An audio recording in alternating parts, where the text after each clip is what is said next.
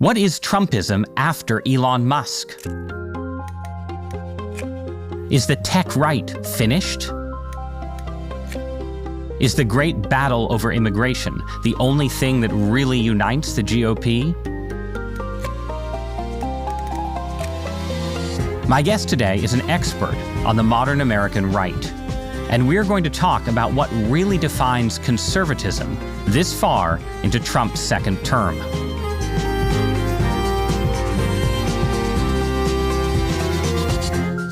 Matthew Continetti, welcome to Interesting Times.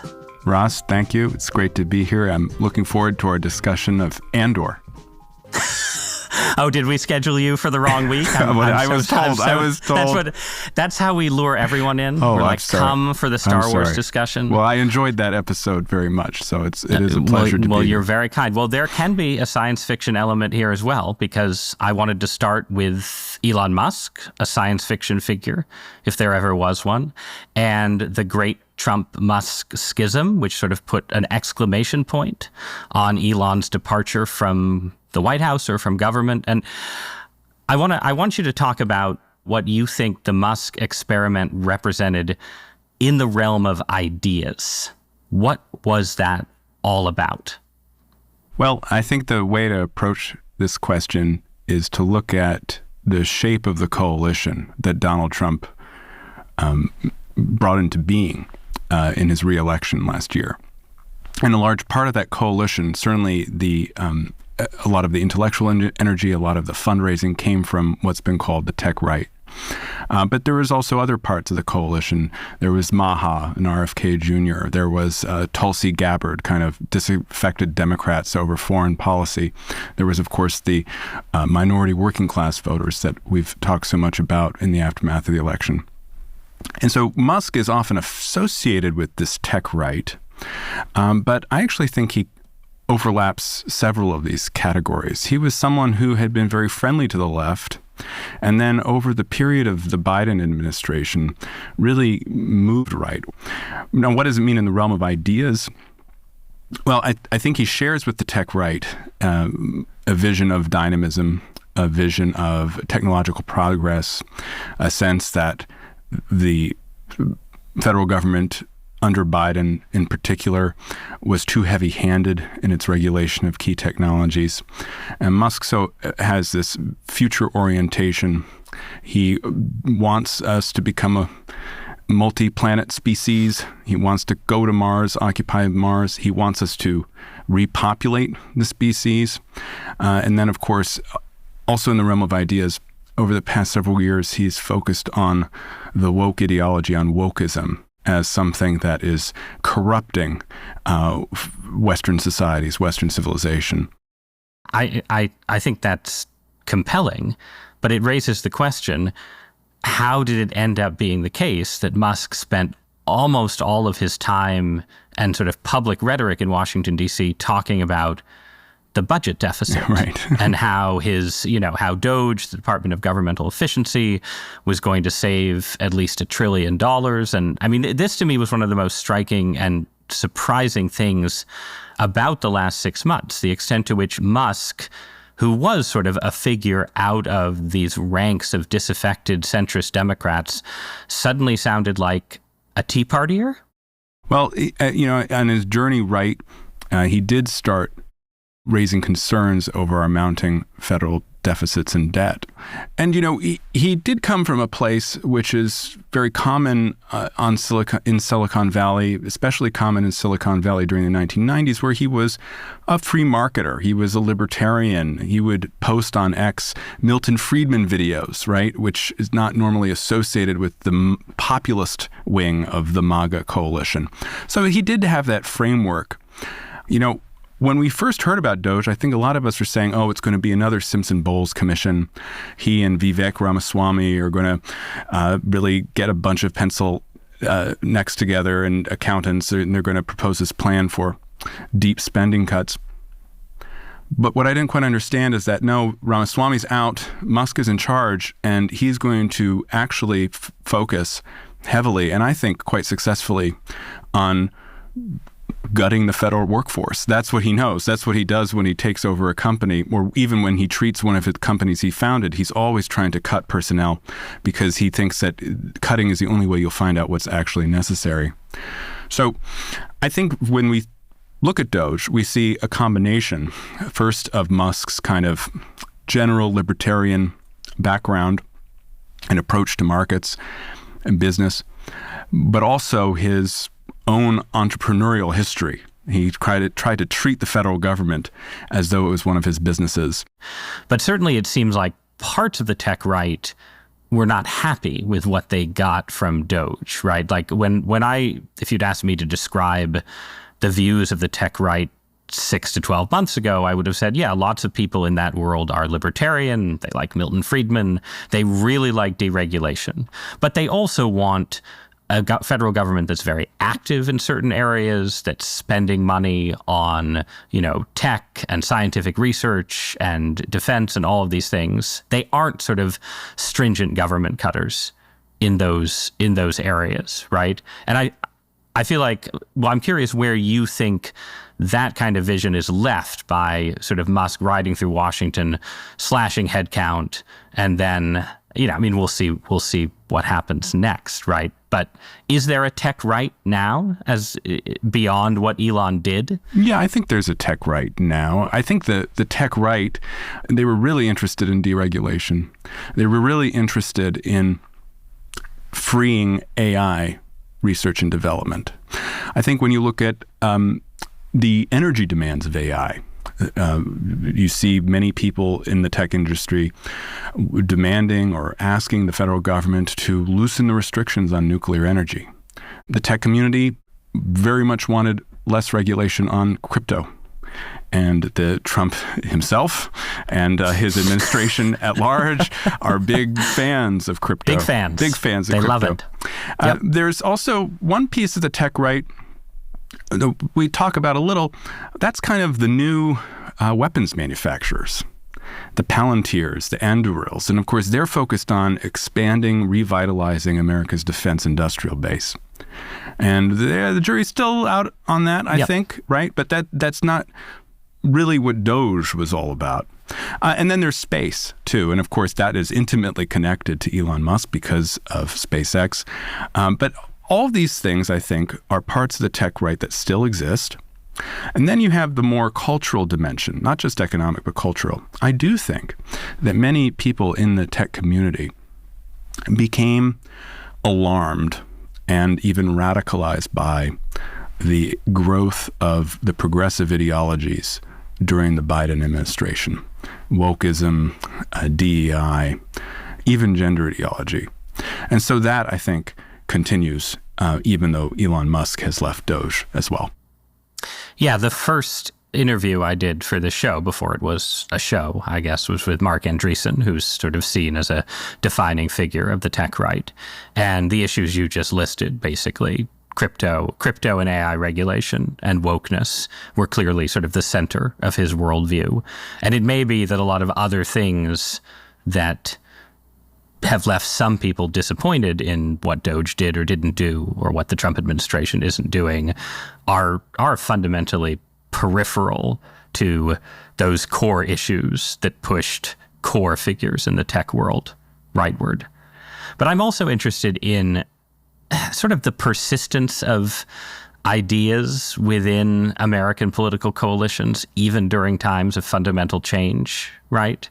So, the fact that Musk ended up spending so much of his time in Washington, D.C., sounding a bit like a newly elected Tea Party congressman, right, in the days when you and I were young in Washington, D.C. a long time ago, right? Like, that to me was very striking. And yes, you can sort of draw it out of, his pro-Milton Friedman posts on X, right? But it also suggests this kind of fascinating resilience in right-wing politics, because you have this GOP coalition that by general agreement has been transformed. Way more working class voters, Hispanic men, fewer college-educated professionals by far than in the Reagan era. And there's all this talk about a new right, all these various forms of the new right. And yet, you still end up with a Republican Congress passing a bill that cuts taxes and tries to cut spending, and then the grassroots are complaining that it doesn't cut spending enough. And that, that could have been 2012, that could have been 1984, 1986. So I wonder if you can explore your thoughts on that kind of consistency and persistence. Like, why doesn't the right change more? Well, I don't know if we would have seen this bill in a pre-Trump Republican Party. It maintains the current tax rates, and then it adds these more populist tax cuts, really kind of holes in the tax code that are being created. The no taxes on tips, the no taxes on overtime, the tax deduction for your car interest. These are meant to appeal to the new coalition that brought Trump into power. The child tax credit's expanded. There have been a whole bunch of debates over the size of the child tax credit over the years. The Wall Street Journal editorial page sees it as another form of spending. It's in this bill. It's expanded. And those are just the fiscal parts, or the tax parts. That forget about the immigration parts of the One Big Beautiful Bill. Codifying the Trump approach to immigration is something that would not have happened prior to his rise in 2016. So I see this reconciliation bill. We call it the One Big Beautiful Bill, another example of Trump's marketing genius. But it really is, I think, kind of writing into law the Trump view of so many issues that have been dominant in American politics now for a decade. Yeah, I mean, you can make the case, certainly, that what Trump has done has shifted the GOP substantially on relative to where things stood at sort of the peak of the Tea Party. At the same time, it is still seen from 30,000 feet, right? A bill that codifies what were temporary and now are extended, lower tax rates that benefit upper brackets more, right? And that does, in fact, make real cuts in social spending, not the cuts that the party's libertarian wing would like to see, but real cuts nonetheless, right? So maybe it is sort of this hybrid of pieces of where the party would have gone. I mean, I guess what strikes me, though, is there are still sort of places that the populist Republican Party or the officially populist Republican Party can't go, right? Like actually raising taxes, while Trump is willing to sort of float it, let people talk about it, bat it around. But in the end, that still is sort of a limiting principle. You can't raise taxes. You can't raise income taxes, at least. And therefore, you have to find your savings in cuts, right? That seems to be a thing that's preserved. Well, I think that's an important point, and I'd like to spend a little more time on it. The first thing to note is that Trump did not campaign on raising taxes on the rich. Instead, he campaigned on no tax increase for anybody and these special tax breaks, and he won. The second point is that even in a presidentialist system, which you and I agree we live in now, Congress still is powerful. And this question was put to the Congress during the debates over writing the One Big Beautiful Bill. Do you want to increase taxes on upper incomes? And there were advocates in the White House for this position, and maybe a few people sotto voce in Congress. The Congress wasn't going to have it, right? So Congress still has a role in writing this legislation, and Congress is responsive, I think, to its electorates. Now, you could argue those electorates are gerrymandered and whatnot, but not all of them. So I think that there are many. I think there are many populists in the media. There are many populists in the media and in the MAGA intellectuals cohort. But we always have to distinguish between the intellectuals and the communicators and the actual politicians. And so when you say the word hybrid, that is Donald Trump. He knows it. He has to cater to all of the pieces of his coalition, not one part of it. What do you think is the biggest break, though, in this? So to me, again, 2 or 3 months ago, it seemed like you would say that Liberation Day, the tariffs and so on, right, everything associated with them, this was the fullest triumph of the populist spirit over the older forms of Reagan-era conservatism, right? That, yes, Ronald Reagan supported some tariffs, George W. Bush supported some tariffs, right, but never before had a Republican president gone so hard on this issue. No president. Yeah. Basically, seemingly gambled his entire administration on something that, almost no expert would endorse, right? The essence of sort of populist instinct against expert opinion. That was my view then. Now we've walked things back, we've sort of tap danced around and so on. Where do you see that issue in terms of populism triumphant or just another sort of hybrid? You mean the tariffs? Yeah. Oh, well, I do think this is, when you look at the three main ways that Trump challenged the conservative mainstream in 2016, there was no entitlement reform, right? And we haven't gotten any entitlement reform. There was build the wall and have Mexico pay for it. So the whole revolution involving the government's approach to illegal immigration, well, we're in the midst of that now, as we can see by turning on the news. And then there was the trade piece. And at the trade piece, this is one idea he has held for all of his public life, the idea that trade is a zero-sum game. Trade is a winner. There's a winner and there's a loser to every transaction, and America has been losing for decades. I would say that in the first term, he made some progress on immigration, not what he wanted, but pretty good progress. He avoided entanglement in entitlement politics. And on trade, though, he didn't really get what he wanted. Now we have Trump 2, Trump unbound. Trump surrounded by his hand-picked loyalists. And trade is where he's made, I think, huge progress from his point of view. And even with the walk back from Liberation Day, America still now has the highest protective wall since the Great Depression, going back to FDR. So I see this as trade part as where Trump has actually done the most in continuing his revolution of conservative dogma and the Republican Party's political economy. He hasn't done it in the way that, say, an Orrin Cass would recommend. He's done it in his way, and because it's his way, it's improvisatory, it's piecemeal, there are fits and starts, but I think he... Relatively few people want to come on podcasts and defend the policy Did you in notice detail. That? Yes, exactly, right. It's hard to get some people to talk and defend it. But I think from Trump's point of view, it's all going according to plan.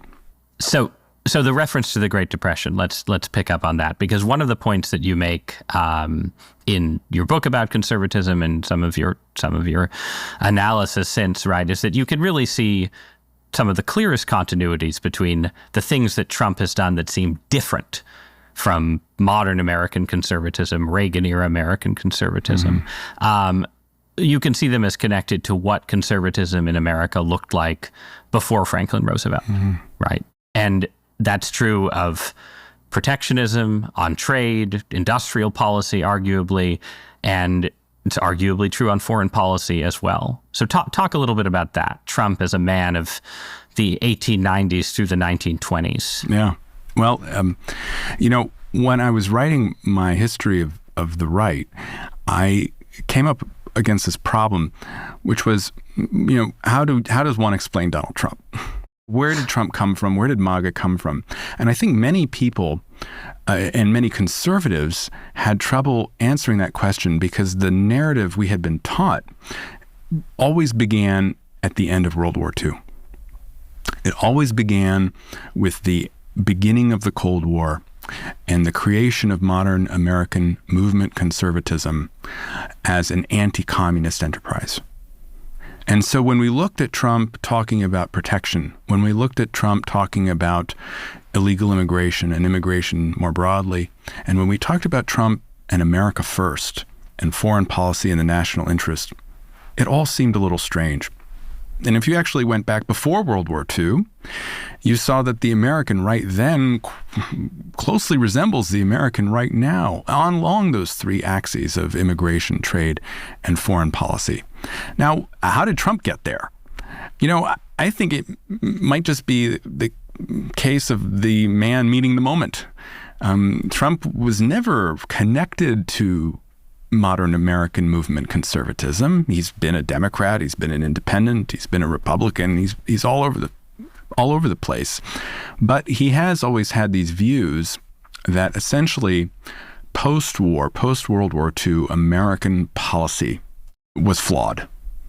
And he wanted to be in a position where he could revise all of these institutional arrangements that he believed really ill-served America and ill-served America's middle and working classes in particular.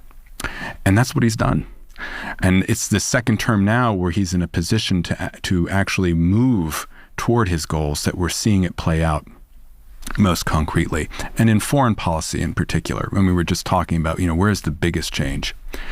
There's a change in Trump foreign policy, not just from Trump vis-a-vis the pre-Trump Republicans. There's a change in Trump foreign policy from Trump 2 vis-a-vis Trump 1, right? And we see in this foreign policy, as you've documented, a real turn toward non-interventionism.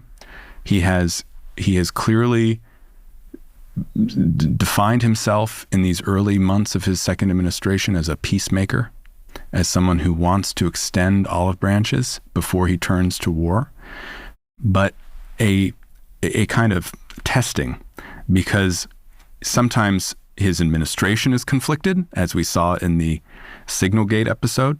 And I think, frankly, Trump is conflicted sometimes.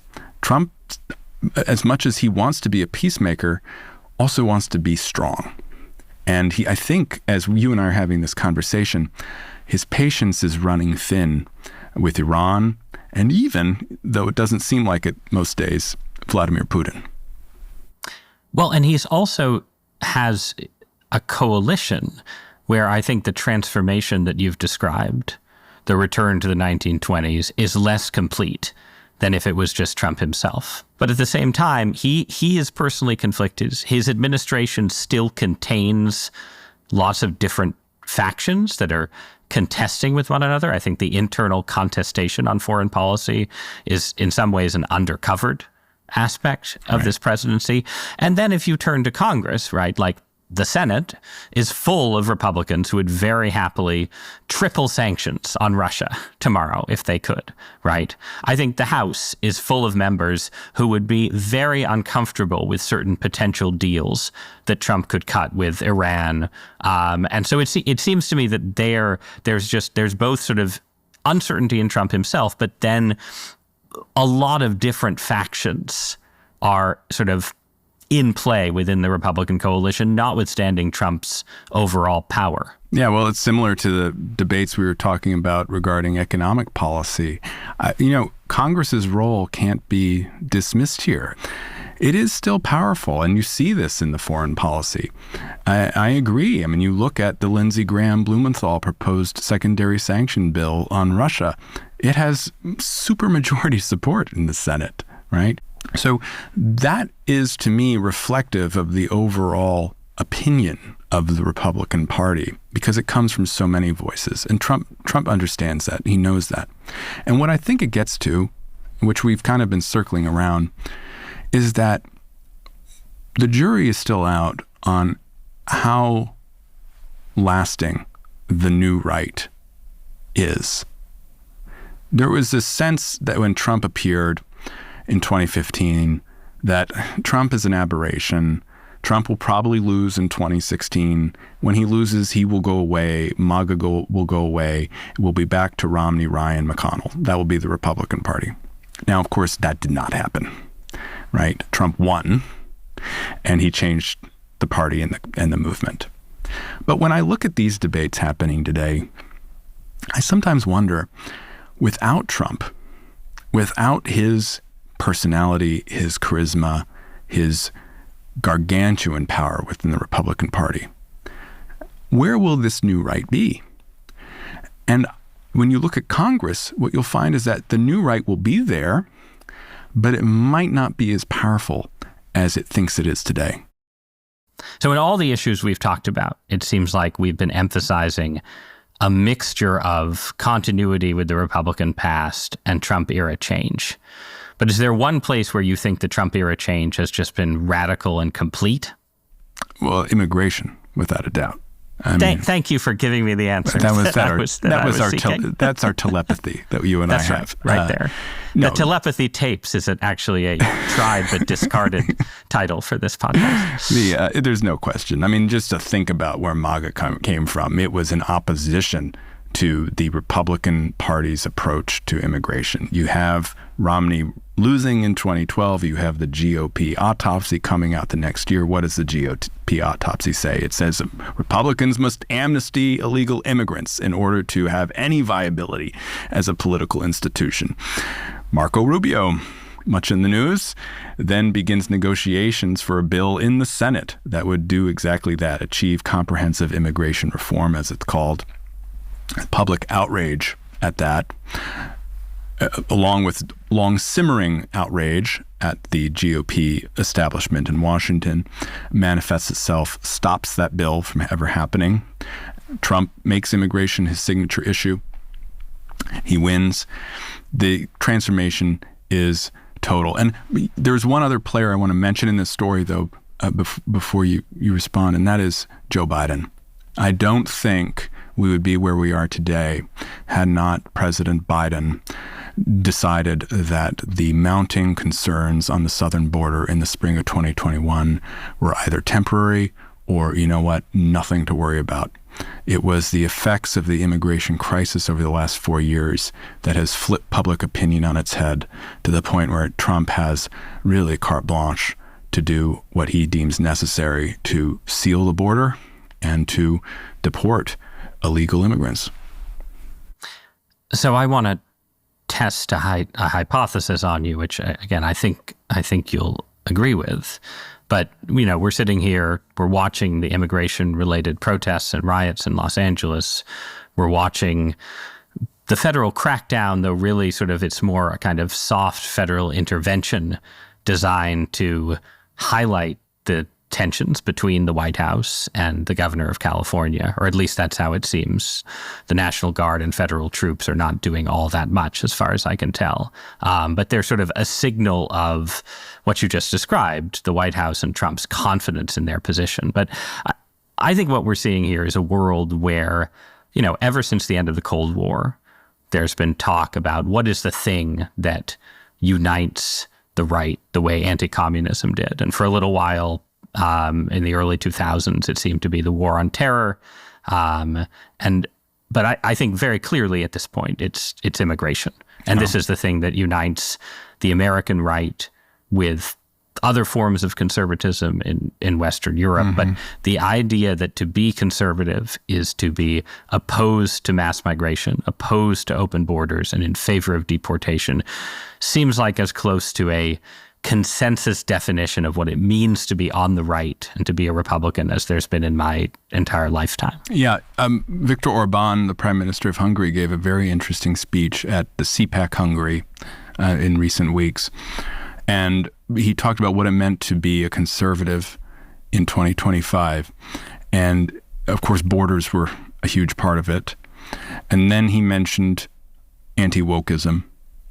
And I would come at it from a slightly different angle than you. I think anti-wokeism is the umbrella issue, but woke encompasses immigration as well, right? It's I think the writer Mary Harrington calls it the omni-cause, right? That motivates the left. One day it's global warming and net zero and the Green New Deal. The next day it is pro-Gaza activism. The day after that it is a stop ICE, stop the deportations, open borders. It's all one thing. And I put it under the category of woke. And I think if you were against those things, if you're against woke, you're a conservative.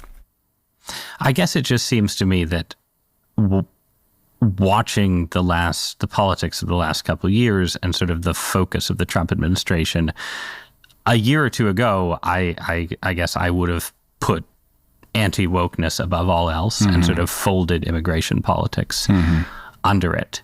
But again, this is not a provable observation. But when I look at sort of how people online talk about politics, what people in the Trump administration seem to care the most about, where the energy lies. It seems to me that, wokeness is felt to have, in certain ways, have been beaten back. Right. But the energy around immigration and the assumption that, this is going to be sort of the organic defining issue for years or decades to come.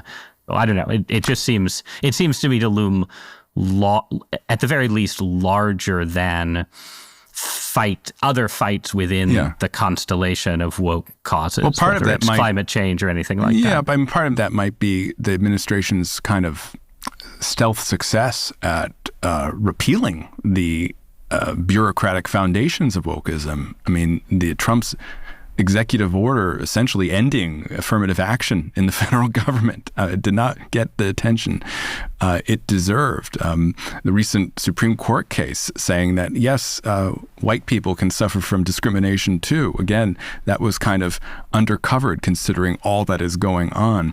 I do think that the Trump administration has made huge strides against wokeism, as you say, but it's still out there, and it's still, very controversial, especially when we look at what's happening between the government and the universities. But there's no question, borders. I just feel like what you've described there, right, is partially ground that liberals and progressives, or maybe liberals but not progressives, have, maybe to their own surprise, been sort of willing to give up. Like, all right, I guess we're not going to fight to the death over affirmative action, these kind of things. But then, in a way, it's partially just because deportation requires the government to do something material, punitive, right, that requires, requires the use of police powers and so on, that it just becomes a point of, maybe that's part of what it is, that it's the point of most natural resistance for progressivism. And so it sort of heightens its salience and importance for conservatism, that maybe that's sort of the dynamic we're witnessing now. Yeah, I do think that borders are key to a conservative worldview. If you're a conservative, you are attached to certain institutions that predate you, the family, the church, your local community, and kind of going up the ladder to your country.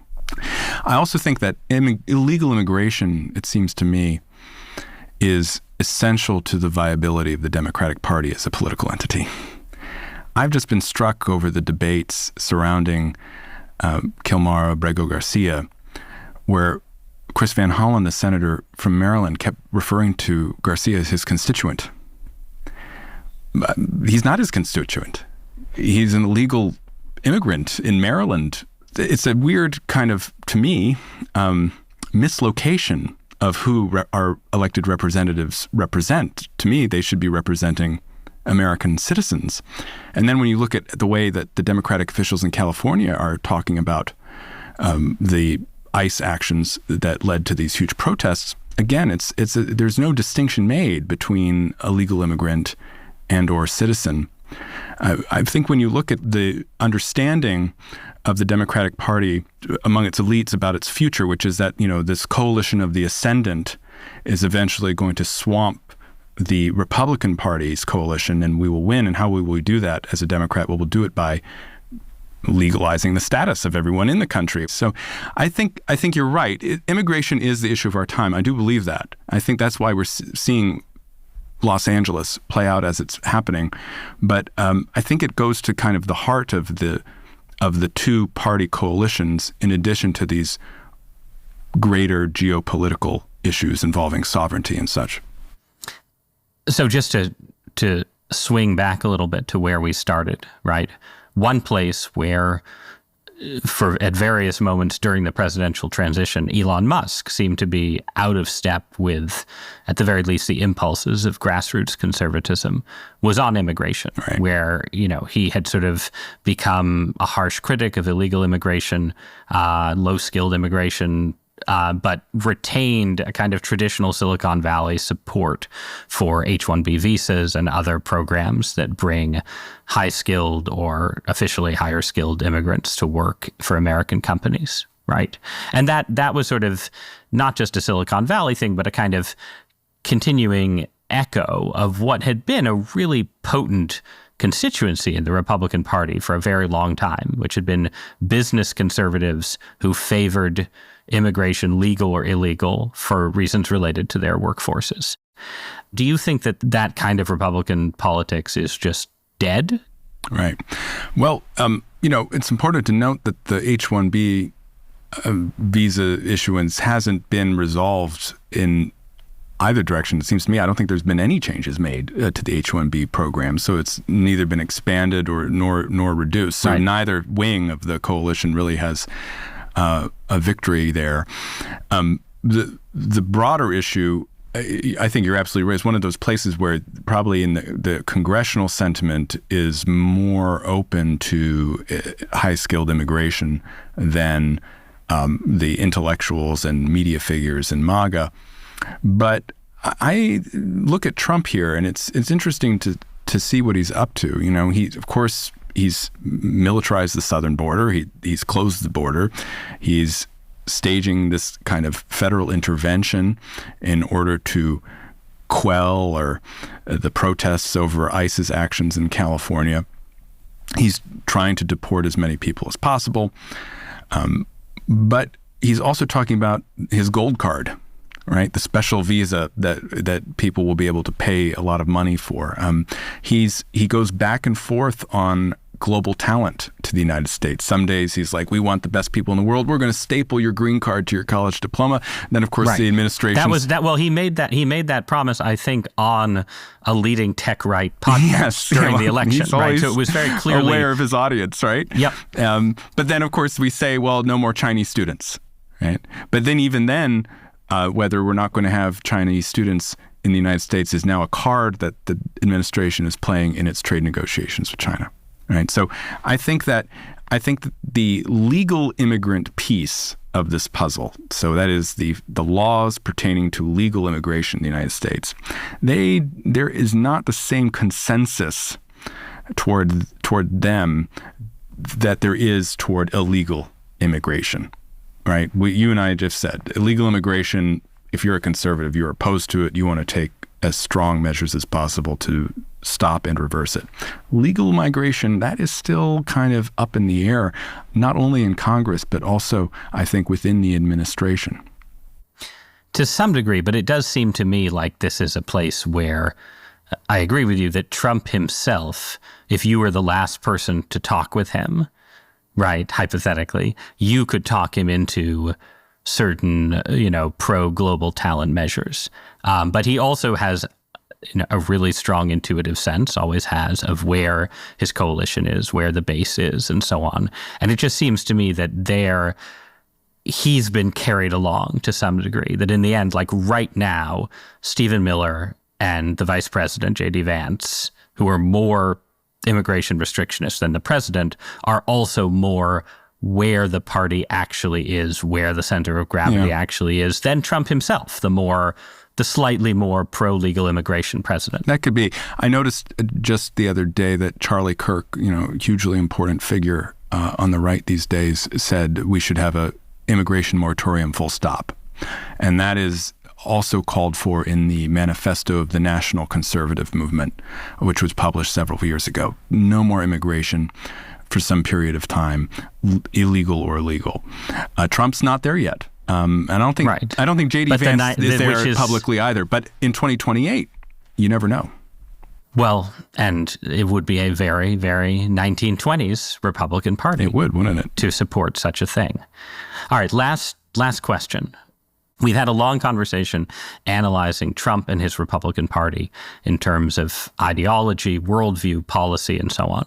And I can imagine some listeners, especially liberal listeners, saying, isn't this all kind of a category error, right?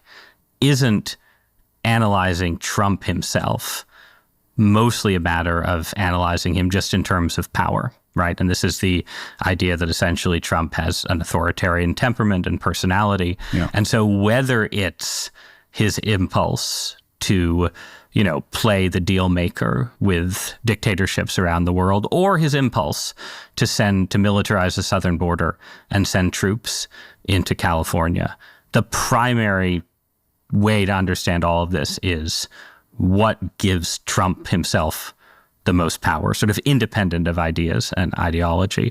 And I'm curious what you think of that line of argument. What you would say to it? Why are the ideas relevant, as opposed to just Trump, the self-aggrandizing would-be Caesar? Sure. I mean, the first thing I'd say is the ideas will outlast Trump, so they're important in that regard. As Keynes said, we are moved by ideas long ago thought, even if we don't recognize them. So the type of issues that Trump emphasizes, the type of deep concepts of identity, citizenship, loyalty, that strength that he plays upon, all of those will be elements in our politics even after Trump. And one day there will be a day after Trump, though many people can't imagine such a day.